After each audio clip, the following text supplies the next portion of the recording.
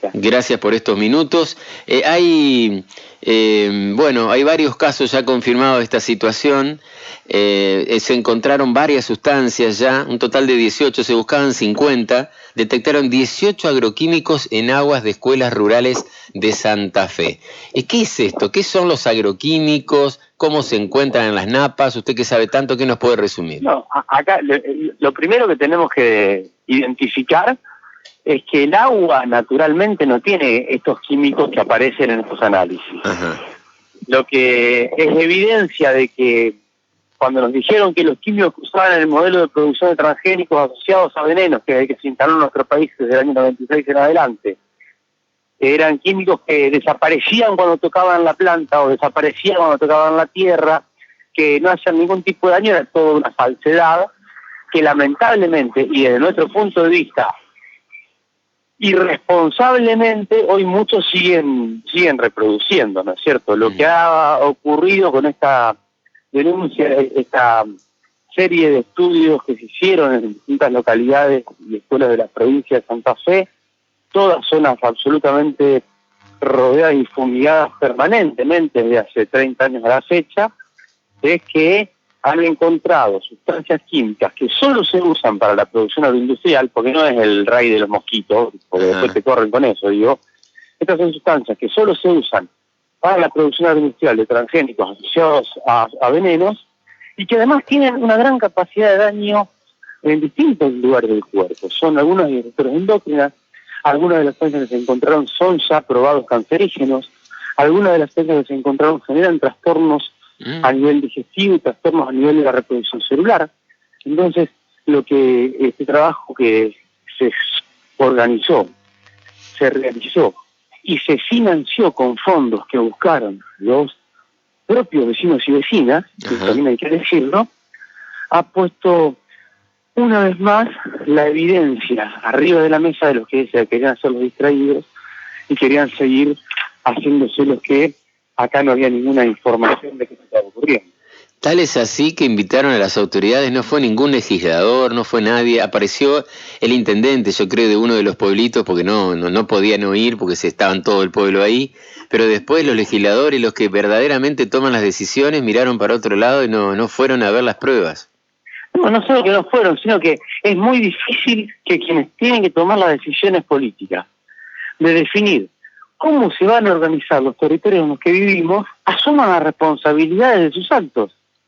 Hoy uno agarra y ve quiénes son los que se proponen como candidatas y candidatos para volver a representar al pueblo, en este caso santafesinos, y muchos de ellos, la gran mayoría de ellos, son los mismos que se negaron a aceptar cambiar la ley de uso de agrotóxicos en la provincia de Santa Fe a partir de la presión y el lobby de la agroindustria y de los vendedores de venenos. Claro.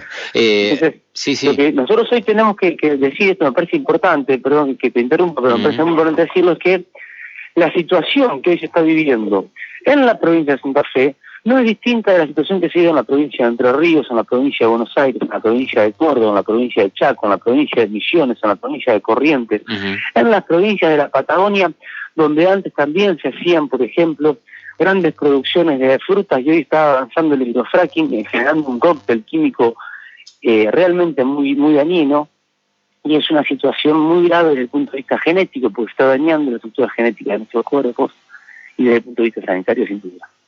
La verdad que nos deja sin palabras. Yo el otro día charlé con un ingeniero agrónomo que es licenciado y que es como que no pueden parar la bola, dice. ¿Y cómo vas a producir? Porque sin estos productos químicos no producís alimento y se te van a morir de hambre. Bueno, pero es una cosa de loco, estamos encerrados en un laberinto. ¿Cómo es? Perdón, pero además eso es una mentira. Porque, a ver, hace 30 años están con este modelo de eventos transgénicos y agrotóxicos, que hace 30 años dijeron era necesario implantar para terminar con el hambre en el mundo y para terminar con la pobreza en Argentina. Y yo le hago una pregunta sencilla que creo que mi sobrino de 7 años puede responder. Hoy estamos, desde el punto de vista de la economía del país y de cada uno de nosotros en nuestros bolsillos, ¿mejor o peor que hace 30 años? Peor. Hoy, desde el punto de vista sanitario y de la pobreza, ¿tenemos más o menos pobreza que hace 30 años? Más. Hoy, desde el punto de vista de los niños que tienen desnutrición, ¿tenemos más o menos niños con desnutrición que hace 30 años? Esa es la pregunta. Entonces, que no nos sigan embromando ni mintiendo con el discurso de que sin esto no se puede, nos vamos a morir de hambre. La humanidad tiene unos 15.000 años, ¿no es cierto? Sí. Nuestras sociedades tienen alrededor de 15.000 años. Los transgénicos con agrotóxicos aparecieron hace 35 años. Y si quieren la revolución verde, que es este modelo de producción en base a venenos, en la década del 60 del año pasado, hace 60 años. ¿Cómo hizo la humanidad para darle alimento y garantizar el crecimiento saludable durante 14.940 años, sin transgénicos y sin venenos, si fuese verdad que sin este modelo no se podría producir alimentos? La verdad que es un buen fundamento como para tenerlo en la mesa cuando aparecen esas charlas, ¿no?, con los ingenieros agrónomos. Ahora, también dicen que no son responsables del cambio climático, que el monocultivo no es, que el desmonte no es, que una cosa es una cosa y otra cosa es otra cosa, y que además es cíclico, que lo único que ha variado es que en vez de cada 10 años ahora se da cada 4, pero que la naturaleza se resetea sola, me dicen a mí. Sí, claro, esa es otra falacia, ¿no? Porque dicen, esto no cambió nada, solo que antes era cada 10, ahora cada 4, pero entonces, ¿no cambió nada? Claro dicen, que cambió. no, esto es un ciclo. A ver, momento. Desde que se empezó a medir la temperatura del planeta en la era preindustrial hasta hoy, el incremento de la temperatura del planeta y la velocidad de ese incremento objetivamente es absolutamente mayor a partir del proceso de industrialización, sobre todo que se dio de la década del 60 del siglo pasado en adelante. Sí, y en los últimos 40 años hemos eliminado una biodiversidad a nivel planetario responsable de la imposibilidad de que nuestros territorios hoy puedan recuperarse. Entonces, decir que esto es cíclico, que no pasa nada, que la naturaleza se resetea, es repetirse una falacia que lo único que sirve es para justificarse uno a uno mismo y dormir un poco más tranquilo a la noche, como hacen los cínicos o los perversos. Acá no hay forma de poder seguir sosteniendo eso con la evidencia científica que hay, porque no lo está afirmando Bersenías, esto lo dice el panel intergubernamental de cambio climático, premiado con el Premio Nobel de la Paz por sus estudios científicos respecto de lo que estaba ocurriendo en el planeta. Esto lo dicen todas las convenciones internacionales y los científicos que no tienen conflictos de interés con las industrias petroleras lo están planteando sin ninguna duda. Pero lo dice el termómetro, además. El termómetro lo dice. Tal cual. El verano pasado, este verano que acabamos de vivir, estamos, si no me equivoco, estamos a 29 de abril, 28 de abril. Y andamos de mangas cortas. Exacto, una locura, una verdadera locura. ¿Qué es esto de lo cíclico? ¿Cuándo anduvimos de mangas cortas en esta etapa del año? ¿Cuándo anduvimos nosotros en agosto de musculosas y pantalones cortos como estábamos el año pasado? Esto no es cíclico. Esto es algo que no ha pasado nunca antes. Y sí es cierto que son responsables del cambio climático los modelos agroindustriales, porque en nuestro país, por ejemplo, uno de los principales emisores, el 35% de los gases de efecto invernadero son emitidos por la agroindustria de transgénicos de nuestro país. Pero esto lo dice el propio Ministerio de Agricultura de la Nación. Claro.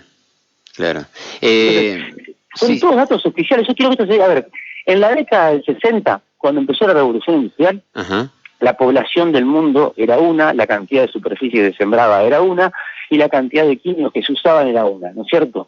Desde ahí hasta ahora, la población del mundo no se ha duplicado todavía. Estamos en eso, estamos cerca, pero no duplicamos todavía. La superficie de producción con base a venenos, ¿tá?, creció casi en un 70%. Y el uso de venenos se incrementó en más de un 1000%. Entonces, ¿de qué estamos hablando? No, ahí está, qué bueno poder charlar con usted, porque hay una realidad y a veces nos hacemos una autocrítica.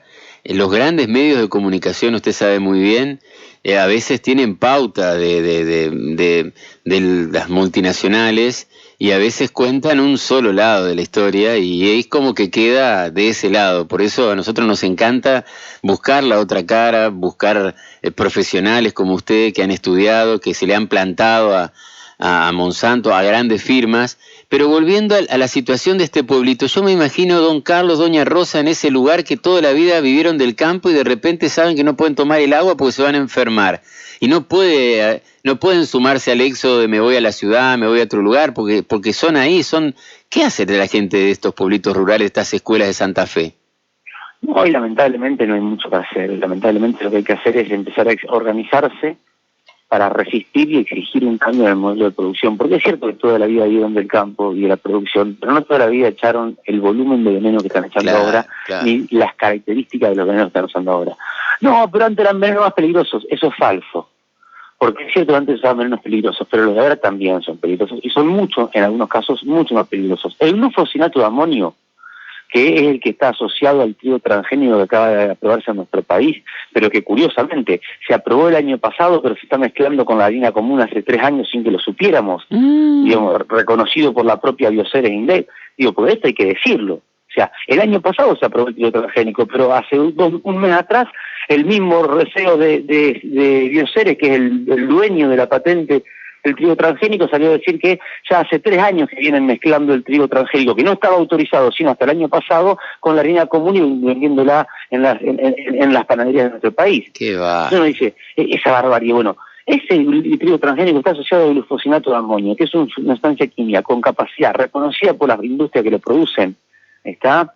Como el caso de Bayer en Colombia, por ejemplo, que tiene, además de capacidad de daño irritativo, tiene capacidad de daño genético, tiene capacidad teratogénica, es decir, de generación de malformaciones, tiene capacidad de oncogénica, de generar cánceres, y es un disruptor endócrino. Esa sustancia que está asociada a este trigo transgénico que se está presentando como nuevo, como novedoso, está supuestamente para poder resistir a la sequía que se genera a partir de que de los mismos que ahora están impulsando el trigo transgénico deforestaron nuestros montes nativos. A ver, Entre Ríos y Entre Ríos. Entre Ríos era la provincia de todos los verdes, ¿se acuerdan, no? Sí. Y no hace muchos años éramos la provincia de todos los verdes. Porque en Entre Ríos producíamos. Yo me acuerdo cuando iba a la escuela primaria, en la clase de educación plástica, depende de la época del año, me hacían el dibujo, lo tengo grabado y de hecho lo encontré hace poco buscando, cuando volví a mi casa, a la casa de mis padres, el dibujo de el sol se descansa sobre el trigal en la época de producción del trigo que había en Entre Ríos, y el cielo se cae sobre el linar, porque antes en Entre Ríos había lino, no sé si ustedes se acuerdan. ¿Y ahora dónde está? Digo, ¿dónde está el lino, el trigo? ¿Dónde están las producciones de forrajeras? ¿Dónde está el alfalfa? No existe más, ahora es todo un solo verde, un desierto verde de agrotóxicos y transgénicos que está dañando nuestra vida. Y la persona que vive en ese pueblito, que ya sabe que lo sospechaba y por eso hizo hacer el estudio, y ahora tiene la certeza de que el agua que toma le está dañando, ¿está?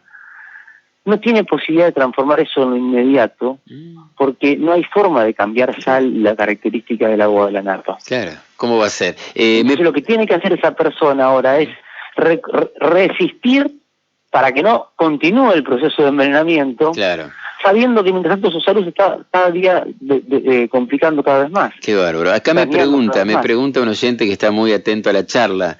Pregúntale al doctor qué diferencia hay entre comida y alimento. Es que un alimento es una sustancia que cuando uno incorpora al organismo, permite que su organismo realice saludablemente las funciones vitales que necesita para mantenerse, ¿no? Para poder vivir saludablemente. Eso es un alimento. Ahora, cuando lo que uno incorpora al organismo no tiene la posibilidad de que uno se desarrolle saludablemente, porque viene con químicos, viene con transgénicos, viene con conservantes que generan daño a nuestra salud, no es alimento, es comida. Si tiene venenos no es alimento, es comida. Y la comida a veces puede ser buena y a veces puede hacernos daño. Mucha gente escuchando el programa, preguntale, sin industria y sin sembrar, ¿de qué vivimos? Dice un oyente. Es que yo nunca dije no hay que industrializar y nunca dije no hay que sembrar. Bien. Hay que sembrar pero sin venenos.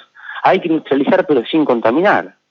Y eso es lo que no quieren hacerse cargo los que ganan dinero envenenando y contaminando. Bueno, la verdad que es un placer escucharlo, estaríamos toda la mañana charlando.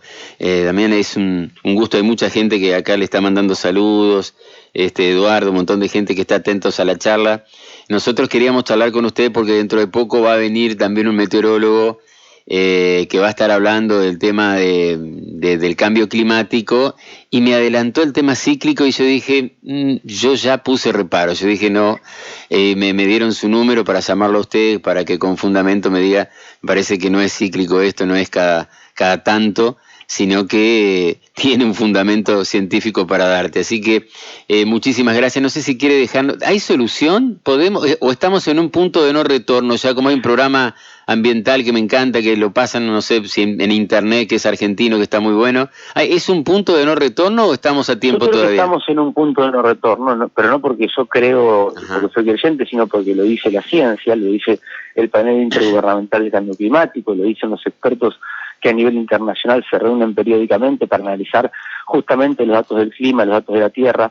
Ahora uno puede analizar el clima por un lado y puede analizar la producción por el otro y puede analizar la salud por el otro y pensar que las cosas no tienen nada que ver, pero cuando uno los analiza integralmente, cuando uno empieza a mirar en el conjunto, se da cuenta que no podemos seguir estudiando la meteorología por un lado, la salud por el otro y la producción por el otro. Tenemos que sentarnos a estudiarlo en su conjunto, porque ciclos hubo siempre, sí, ciclos hubo siempre, pero los ciclos han sido distintos. Y los ciclos no hasta ahora nunca habían tenido la intervención de una especie. Esta es, independientemente de lo que diga la climatología, es la primera vez en la historia del planeta, desde el Big Bang hasta ahora, que una sola especie es responsable de la transformación en tan poco tiempo, hablamos de menos de 150 años, de la transformación de las condiciones geológicas del planeta.